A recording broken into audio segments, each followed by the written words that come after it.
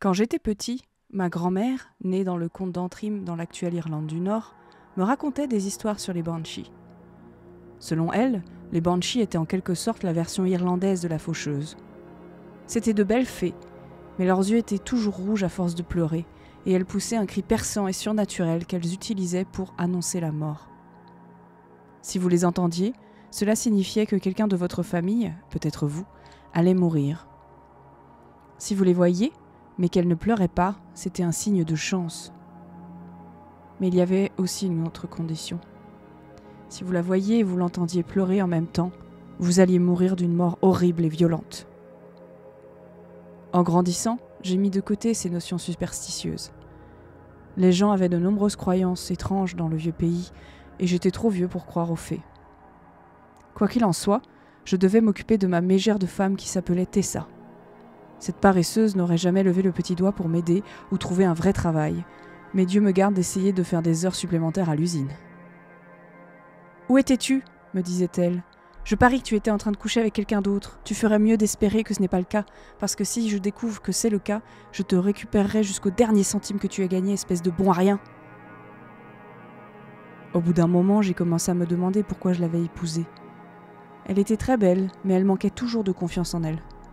Elle avait commencé par être assez gentille, mais sa cuisine délicieuse et son ménage méticuleux ont disparu après notre mariage. J'en étais arrivée à la conclusion que je m'étais fait avoir. Elle était nulle en tant qu'épouse et en tant qu'être humain. J'ai commencé à fantasmer sur la possibilité de l'assassiner de plusieurs manières violentes. Un soir, j'ai repensé aux histoires de ma grand-mère et j'ai dit tout bas « J'aimerais qu'une banshee vienne pleurer sur le visage de Tessa. » Le lendemain, après être rentrée de l'usine de conditionnement de viande, je ne l'ai trouvé nulle part. J'ai regardé mon téléphone fixe et j'ai vu sur l'afficheur 5 appels manqués. Ils provenaient tous du bureau du shérif. Je les ai rappelés et après avoir demandé mon nom, ils m'ont informé qu'un conducteur ivre avait renversé ma femme. Elle marchait sur le trottoir, m'a dit l'homme, et la femme ivre dans la voiture s'était évanouie, avait fait une embardée sur le trottoir et l'avait écrasée contre un bâtiment abritant un café où environ 27 personnes étaient en train de se détendre avec une tasse de café. J'étais abasourdie. J'ai accepté de me rendre à l'hôpital le lendemain pour l'identifier. J'ai allumé le journal télévisé où l'on pouvait voir l'histoire. Mais elle est décédée à l'hôpital. Selon la police, la conductrice a été identifiée comme étant Cheryl Montagna, 47 ans. L'image d'une grosse femme d'une quarantaine d'années est apparue à l'écran, qui est décédée sur les lieux de l'accident. Selon la police, Madame Montagna avait un taux d'alcoolémie de 0,42, soit plus de 5 fois la limite légale. Un piéton a été tué et 26 des 27 clients ont également péri lorsque le café a pris feu, les emprisonnant à l'intérieur. La seule survivante, qui se trouvait là avec son mari, a déclaré « La vidéo montre une femme d'une trentaine d'années en train de parler. J'ai entendu des cris étranges et perçants et l'instant d'après, je courais comme une dingue pour me sauver des flammes. » La vidéo revient à la journaliste. « Et maintenant, tu m'en as filé du travail, merde. Ah bien, ça fait un moment que je cherchais à faire payer quelqu'un de sa stupidité. » dit la voix de la femme sur la chaise à côté de la mienne. J'ai sursauté à moitié avant de jeter un coup d'œil. Tout ce que j'ai pu demander à la très belle femme pâle aux cheveux noirs qui se trouvait sur la chaise à côté de moi, c'est « Vous êtes qui, vous, bordel ?» Ah, mon nom, le plus drôle, c'est que j'en ai jamais eu. Bizarre, hein? On pourrait penser qu'après quelques millénaires, j'en aurais un. Mais regarde-toi, espèce d'effronté, pourquoi ne me donnes-tu pas un nom digne de la banshee de ta famille? Une banshee? Elle plaisantait? Mon premier réflexe fut de lui demander de partir, mais quelque chose m'en empêcha. Voilà ce qu'il en est. Magie ou pas, tu peux arrêter avec cet accent de pacotille. Je peux dire que c'est de la foutaise à 5 km à la ronde. Ma grand-mère était irlandaise, tu te fous de moi. Ensuite, si tu es une banshee, où est ma chance? Je te vois et tu ne gémis pas. Je devrais avoir beaucoup plus de chance en ce moment. Troisièmement, je crois que je vais t'appeler Aileen pour plus de facilité. Quel que soit ton vrai nom, c'est ainsi que je t'appellerai jusqu'à ce que tu me dises la vérité. Quatrièmement, comment es-tu entrée ici? D'accord, a-t-elle répondu, tu m'as eu. Je peux imiter la voix de qui je veux, et je faisais juste une blague. Tu veux de la chance? Va regarder dans le fond de la boîte de tampons, au fond de l'armoire de la salle de bain, pas celle qui est devant, celle qui est derrière. En fait, je n'ai pas de vrai nom, mais j'aime bien le nom d'Aileen. Et pour ce qui est de savoir comment je suis arrivée ici, je suis une banshee, je peux aller où je veux. Je suis ici parce que je t'ai entendu hier soir. Tu m'as demandé de ruiner cette harpie que tu as épousée. Je pense que j'ai fait un travail splendide. Un peu de dommages collatéraux, mais sinon, ce n'est pas trop mal. D'accord, dis-je. Viens avec moi dans la salle de bain, Aileen. Nous allons voir si tu dis la vérité ou non. Je vais regarder dans l'armoire et si tu dis la vérité, je vais trouver quelque chose de bien. Elle m'a obéi. Nous sommes allés dans la salle de bain et j'ai ouvert le placard. Tout au fond, il y avait une boîte de tampons bleus et jaunes. D'accord, la voilà. Je l'ai ouverte et j'ai trouvé quelques papiers dans une enveloppe. L'un d'eux était le testament de Tessa. Il disait qu'elle avait environ 250 millions de dollars à la banque et 50 millions en actions, et que tout me revenait. Il y avait aussi un autre document. Il s'agissait d'une police d'assurance vie de 500 000 dollars. J'en étais le bénéficiaire. J'étais choquée.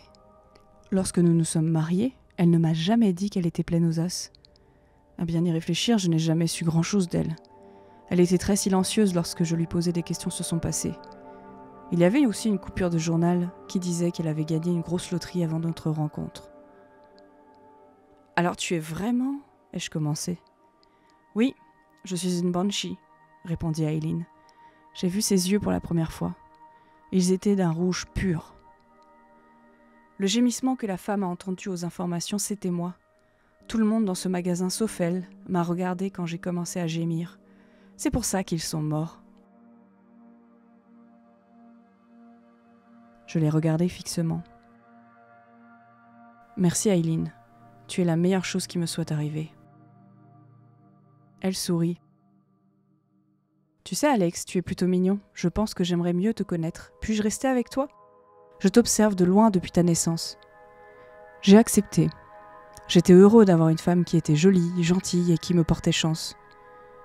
Après l'enterrement de Tessa et mon héritage, j'ai commencé à sortir ouvertement avec Aileen, qui a adopté le nom de famille Early. Elle était une partenaire modèle et, quelques mois plus tard, nous nous sommes mariés dans la cathédrale Saint-Roisin. J'étais ravie. Il n'y avait qu'un seul avertissement. Ne jamais lui briser le cœur. « Si tu le fais, je ne pourrai plus contrôler mes capacités. Tu mourras, » m'a-t-elle dit. Je n'ai jamais voulu lui faire de mal, c'était donc une règle facile à suivre. Nous menions un train de vie somptueux et nous avons déménagé dans un quartier agréable où nous faisions l'envie des voisins, certains jusqu'à la jalousie pure et simple. Au fil des ans, nous avons eu 3 jolies petites filles et 2 beaux fils.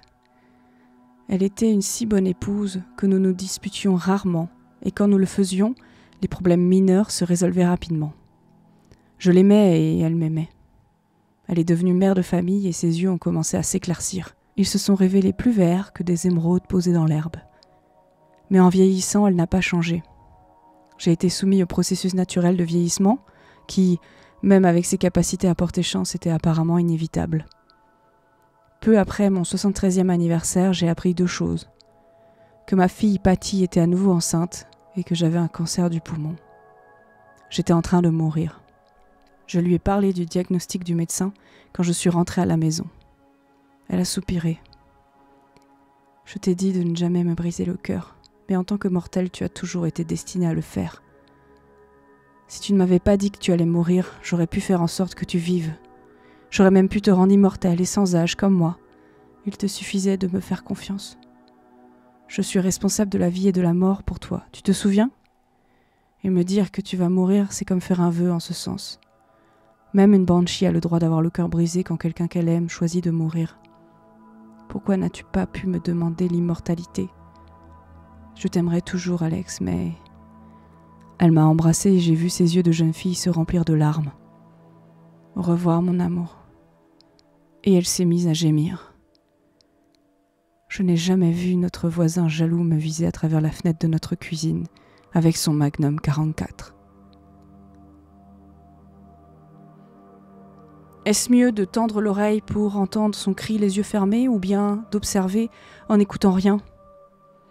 Dans tous les cas, cette histoire n'a pas de fin heureuse et me rappelle les histoires originales dont Disney s'est inspiré.